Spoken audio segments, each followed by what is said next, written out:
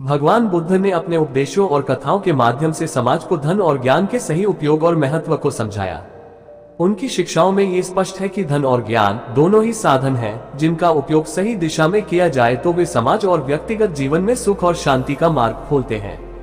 यहाँ एक 5000 शब्दों की कथा दी जा रही है, जिसमें बुद्ध की शिक्षाओं का सार है।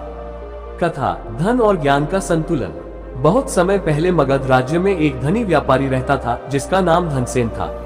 धनसेन ने अपनी मेहनत और व्यापारिक कुशलता से अपार संपत्ति अर्जित की थी। उसका महल सोने चांदी से सजा हुआ था और उसके भंडार घर अनाज और सिक्कों से भरे हुए थे। लेकिन धनसेन के मन में एक अजीब सा असंतोष था। वह सोचता, इतना धन होते हुए भी मैं असंतुष्ट क्यों हूँ? क्या मेरा जीवन सिर्फ धन कमाने के लिए ही है? इसी बीच बुद्ध अपने शिष्यों के साथ मगध के पास के एक गांव में आए। उनकी ख्याति सुनकर धनसेन ने उनसे मिलने का निश्चय किया। वो बुद्ध के पास गया और कहा, महात्मा, मैंने जीवन में सब कुछ पाया है, धन, संपत्ति और प्रतिष्ठा, लेकिन मेरा मन हमेशा अशांत रहता है। कृपया मुझे शांति का मार्ग दिखाए। बुद्ध मुस्कुराए और बोले, धनसेन, तुम्हारा प्रश्न बहुत महत्वपूर्ण है, लेकिन क्या तुम सचमुच समझते हो कि तुम्हारे पास जो कुछ है वह तुम्हारा है? ये सुनकर धनसेन चौंका। उसने कहा, महात्मा, मेरा धन, मेरी जमीन और मेरी संपत्ति, ये सब मैंने अपनी मेहनत से कमाया है। ये सब मेरा है। बुद्ध ने उत्तर दिया, अगर यह सब तुम्हारा है तो इसे अपने साथ ले जाओ। मृत्यु के बाद तुम्हारे पास क्या बचेगा? ये सुनकर धनसेन निरुत्तर हो गया। बुद्ध ने समझाया, धन और ज्ञान दोनों ही साधन हैं। धन का उपयोग यदि लोभ और अहंकार के लिए किया जाए तो यह अशांति और दुख लाता है, लेकिन यदि इसे दूसरों की भलाई के लिए प्रयोग किया जाए तो ये सच्चा सुख देता है। बुद्ध ने फिर एक कहानी सुनाई। कहानी, सच्चा धनी कौन? एक बार एक राजा ने अपने मंत्री से पूछा, संसार में सबसे धनी व्यक्ति कौन है? मंत्री ने कहा, महाराज, सबसे धनी वही है जो दूसरों को सबसे अधिक देता है। राजा ने इसे समझने के लिए एक प्रयोग किया। उसने दो व्यक्तियों को बुलाया। एक बहुत धनी व्यापारी था और दूसरा एक साधारण किसान। राजा ने दोनों को कहा, तुम्हारे पास जो कुछ भी है उसका कुछ हिस्सा दान करो। व्यापारी ने अनमने मन से अपने खजाने से कुछ सिक्के निकाले और दान कर दिए। वहीं किसान ने अपनी फसल का बड़ा हिस्सा खुशी खुशी दान कर दिया। राजा ने पूछा, तुमने इतना क्यों दिया? किसान ने उत्तर दिया, महाराज, मेरी आवश्यकता सीमित है। जो बचता है वो दूसरों के काम आना चाहिए। यही मेरा कर्तव्य है। राजा ने समझ लिया कि सच्चा धनी वही है जो दूसरों के लिए जीता है। धन और ज्ञान का मेल। कथा सुनाकर बुद्ध ने धनसेन से कहा, धन का सही उपयोग तभी संभव है जब उसे ज्ञान के प्रकाश में देखा जाए। यदि तुम्हारे पास ज्ञान नहीं है तो धन अंधकार में खो जाता है। ज्ञान वह दीपक है जो धन को सही मार्ग दिखाता है। धनसेन ने बुद्ध से पूछा, महात्मा, ज्ञान कैसे पाया जा सकता है? बुद्ध ने उत्तर दिया, ज्ञान पाने के लिए विनम्रता, ध्यान और सेवा का मार्ग अपनाओ। जब तुम अपने धन को दूसरों की भलाई के लिए प्रयोग करोगे और अपनी आवश्यकताओं को सीमित करोगे, तब तुम्हें सच्चा ज्ञान प्राप्त होगा। सेवा का महत्व। बुद्ध ने धनसेन को एक और कहानी सुनाई। एक समय की बात है, एक वृद्ध भिक्षु गांव गांव घूमकर ज्ञान का प्रचार करता था। एक दिन उसने देखा कि एक गरीब महिला ने अपनी सारी बची हुई रोटियां भिक्षा में दे दी। वृद्ध भिक्षु ने उसे आशीर्वाद दिया और पूछा, तुमने अपनी सारी रोटियां क्यों दी? तुम्हारे पास अब क्या बचा? महिला ने मुस्कुराते हुए कहा, मेरे पास देने की खुशी बची है। ये खुशी ही मेरा सबसे बड़ा धन है। बुद्ध ने कहा, धन और ज्ञान दोनों का सही उपयोग तभी होता है जब वे दूसरों की भलाई में लगे हों। यदि तुम अपनी संपत्ति को सेवा, शिक्षा और जरूरतमंदों की मदद में लगाओगे तो तुम्हारा जीवन सार्थक होगा। बुद्ध का अंतिम उपदेश। धनसेन ने बुद्ध के शब्दों को आत्मसात किया। उसने अपनी संपत्ति का एक बड़ा हिस्सा दान कर दिया और शेष धन को शिक्षा और चिकित्सा के क्षेत्र में लगाने का निश्चय किया। धीरे धीरे वह अपने धन का उपयोग समाज के उत्थान के लिए करने लगा। इसके साथ ही उसने ध्यान और साधना का अभ्यास शुरू किया, जिससे उसके मन में शांति और संतोष का संचार हुआ। कुछ समय बाद धनसेन ने बुद्ध से कहा, महात्मा, अब मुझे समझ आ गया है कि धन और ज्ञान का मेल ही जीवन की सच्ची संपत्ति है। धन से हम दूसरों की मदद कर सकते हैं और ज्ञान से हम अपने जीवन को सही दिशा में ले जा सकते हैं। बुद्ध मुस्कुराए और बोले, धन और ज्ञान दोनों नदी की धारा की तरह हैं। यदि वे प्रवाहित होते रहें तो जीवन हरा भरा रहता है, लेकिन यदि उन्हें रोक दिया जाए तो वे सड़ने लगते हैं। सच्चा सुख और शांति इन्हें सही ढंग से उपयोग करने में है। निष्कर्ष, इस कथा से हमें ये शिक्षा मिलती है कि धन और ज्ञान दोनों ही जीवन में महत्वपूर्ण हैं, लेकिन इनका उपयोग सही दिशा में करना जरूरी है। धन का उपयोग सेवा और परोपकार के लिए करना चाहिए और ज्ञान का उपयोग स्वयं और समाज के उत्थान के लिए। जब हम धन और ज्ञान का संतुलन साध लेते हैं, तभी हमारा जीवन सार्थक और सुखमय बनता है। कथा, धन का लोभ और ज्ञान का प्रकाश। बहुत समय पहले श्रावस्ती में एक साधारण किसान रहता था जिसका नाम सोमेश था। वह बहुत मेहनती था, लेकिन वह हमेशा सोचता था कि काश उसके पास ढेर सारा धन होता। उसका सपना था कि वह अमीर बने और उसके पास सुख सुविधा की सारी चीजें हों। एक दिन सोमेश को एक साधु मिला जो ध्यानमग्न होकर बैठा था। साधु के पास एक चमकदार पत्थर था, जिसे देखकर सोमेश चकित रह गया। उसने साधु से पूछा, ये पत्थर इतना अद्भुत क्यों है? साधु मुस्कुराते हुए बोले, यह कोई साधारण पत्थर नहीं है, इसे चिंतामणि कहते हैं।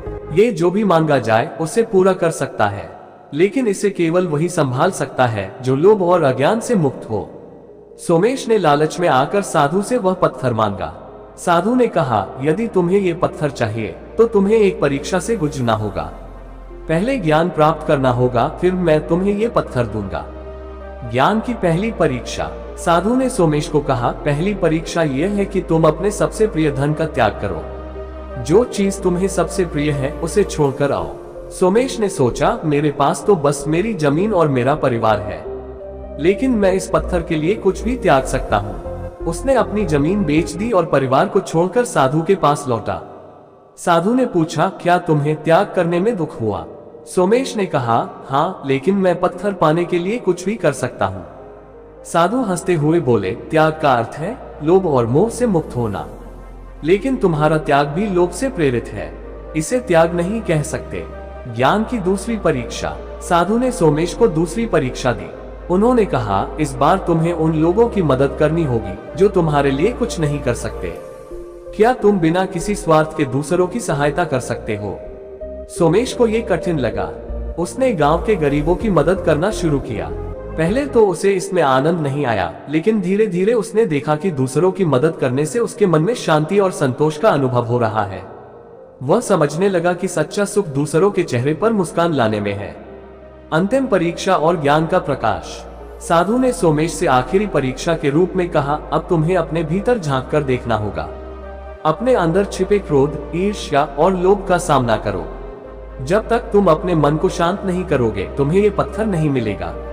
सोमेश ने ध्यान और साधना शुरू की। धीरे धीरे उसने अपने मन के विकारों पर काबू पाया। अब वह न तो धन के लिए बेचैन था और न ही लोभ से प्रेरित। वह एक शांत और संतोषी व्यक्ति बन गया। जब सोमेश साधु के पास लौटा तो साधु ने कहा, अब तुम्हें इस पत्थर की आवश्यकता नहीं है। तुम्हारे भीतर जो ज्ञान और शांति है वही सच्चा धन है। चिंतामणि केवल एक साधन है, लेकिन ज्ञान तुम्हारा सच्चा साथी है। निष्कर्ष, इस कहानी से हमें ये सीख मिलती है कि धन का लोभ मनुष्य को कभी शांति नहीं देता। सच्चा सुख और संतोष ज्ञान, सेवा और परोपकार से प्राप्त होता है। धन केवल बाहरी सुख दे सकता है, लेकिन ज्ञान से आंतरिक शांति और स्थायी सुख प्राप्त होता है। कथा, सच्चा धनवान कौन? बहुत समय पहले कौशल राज्य में एक धनी सेठ रहता था जिसका नाम वर्धमान था। वर्धमान के पास अथाह संपत्ति थी, सोने चांदी के भंडार, बड़े बड़े महल और अनगिनत सेवक। लेकिन वह हमेशा चिंतित रहता था। उसकी चिंता ये थी कि लोग उसे सच्चा धनवान नहीं मानते थे। एक दिन वर्धमान ने सुना कि भगवान बुद्ध पास के एक गांव में प्रवचन देने आए हैं। वह उनसे मिलने गया और विनम्रता से पूछा, भगवान, लोग मुझे सबसे अमीर नहीं मानते, जबकि मेरे पास इतनी संपत्ति है। क्या मैं सच्चा धनवान नहीं हूँ? बुद्ध मुस्कुराए और बोले, वर्धमान, धन का मूल्य सिर्फ उसके संग्रह में नहीं है, बल्कि उसके उपयोग में है। क्या तुम जानना चाहते हो कि सच्चा धनवान कौन है? वर्धमान ने उत्साह से कहा, हाँ भगवान, कृपया मुझे सच्चा धनवान बनने का मार्ग दिखाए। बुद्ध की परीक्षा। बुद्ध ने वर्धमान से कहा, मैं तुम्हें एक छोटी परीक्षा दूंगा। पास के गांव में एक गरीब किसान रहता है। उसके पास न धन है न संपत्ति।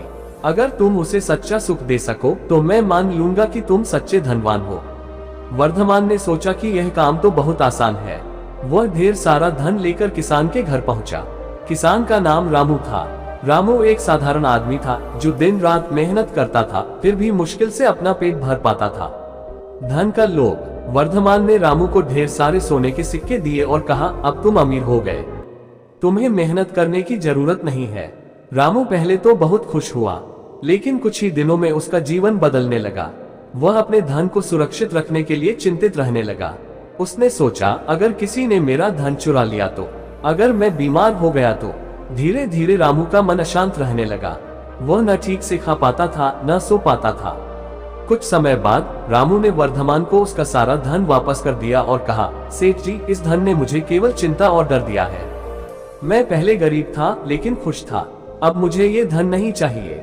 सच्चे सुख का मार्ग। वर्धमान ने ये देखकर भगवान बुद्ध से कहा, भगवान, धन तो मैंने उसे दे दिया, लेकिन ये उसे सुखी क्यों नहीं बना पाया? बुद्ध ने समझाया, धन से सुख तभी मिलता है जब इसे सही दिशा में उपयोग किया जाए। धन संग्रह करने के लिए नहीं, बल्कि दूसरों की भलाई के लिए है। जो अपने धन से दूसरों को सुख देता है वही सच्चा धनवान है। वर्धमान का परिवर्तन। वर्धमान ने बुद्ध के शब्दों को समझा और अपने धन का उपयोग दूसरों की मदद के लिए करने का निश्चय किया। उसने अपने गांव में एक विद्यालय और एक चिकित्सा केंद्र बनवाया। उसने अनाज के भंडार खोले ताकि गरीबों को भोजन मिल सके। धीरे धीरे वर्धमान को यह अनुभव होने लगा कि जब वह दूसरों की भलाई करता है तो उसे सच्चा सुख मिलता है। अब लोग उसे सिर्फ धनी नहीं, बल्कि दयालु और सच्चा धनवान मानने लगे। निष्कर्ष। इस कहानी से हमें ये सीख मिलती है कि धन का मूल्य केवल उसकी मात्रा में नहीं, बल्कि उसके सही उपयोग में है। सच्चा धनवान वह है जो अपने धन का उपयोग दूसरों की भलाई और समाज के कल्याण के लिए करता है। ऐसा व्यक्ति न केवल अपने लिए, बल्कि दूसरों के लिए भी सुख और शांति का स्रोत बनता है। कथा, दूसरों की मदद ही सच्चा धन। बहुत समय पहले एक छोटा सा गांव था जहां लोग मेहनत करके जीवन यापन करते थे। गांव में हर किसी का जीवन सरल था, लेकिन एक व्यक्ति जिसका नाम हरिदास था, अत्यंत स्वार्थी और लालची था। वह हमेशा अपने धन को बढ़ाने में लगा रहता था। उसकी संपत्ति बढ़ती गई, लेकिन वह न तो किसी की मदद करता था और न ही किसी के प्रति दयालु था। हरिदास की मुलाकात साधु से। एक दिन गांव में एक संत आए। वे गांव के चौपाल में बैठकर प्रवचन दे रहे थे। गांव वाले उनकी बातों से प्रभावित हो रहे थे। हरिदास भी वहां गया और संत से पूछा, मुझे इतना धन अर्जित करने के बाद भी शांति क्यों नहीं मिलती और लोग मुझे खुश क्यों नहीं मानते? संत ने मुस्कुराते हुए कहा, धन का उपयोग केवल अपने लिए करने से मनुष्य अशांत रहता है। यदि तुम अपने धन का उपयोग दूसरों की मदद के लिए करो तो सच्चा सुख पाओगे। हरिदास ने कहा, मैं दूसरों की मदद क्यों करूं? मैंने अपनी मेहनत से धन कमाया है, दूसरों को देने से मेरा क्या लाभ होगा? संत ने कहा, मैं तुम्हें एक कहानी सुनाता हूँ, इसे सुनकर तुम्हें अपने प्रश्न का उत्तर मिल जाएगा। कहानी, दो भाइयों का निर्णय। एक समय की बात है, दो भाई थे, रामू और श्यामू। दोनों के पास समान रूप से खेत थे और वे मेहनत से काम करते थे। एक दिन फसल कटने के बाद दोनों ने अपना अनाज दो हिस्सों में बांट लिया। रामू ने सोचा, मुझे इस अनाज को अपने लिए बचा कर रखना चाहिए। यह मेरी मेहनत का फल है, मैं इसे दूसरों के साथ क्यों बांटूं? श्यामू ने सोचा, मुझे अपनी जरूरत का ही रखना चाहिए, बाकी मैं गांव के जरूरतमंदों के साथ बांट दूंगा। रामू ने अपने अनाज को एक बड़े भंडार में जमा कर दिया, लेकिन कुछ समय बाद अनाज खराब होने लगा। चूहों और कीड़ों ने उसका अधिकांश हिस्सा नष्ट कर दिया।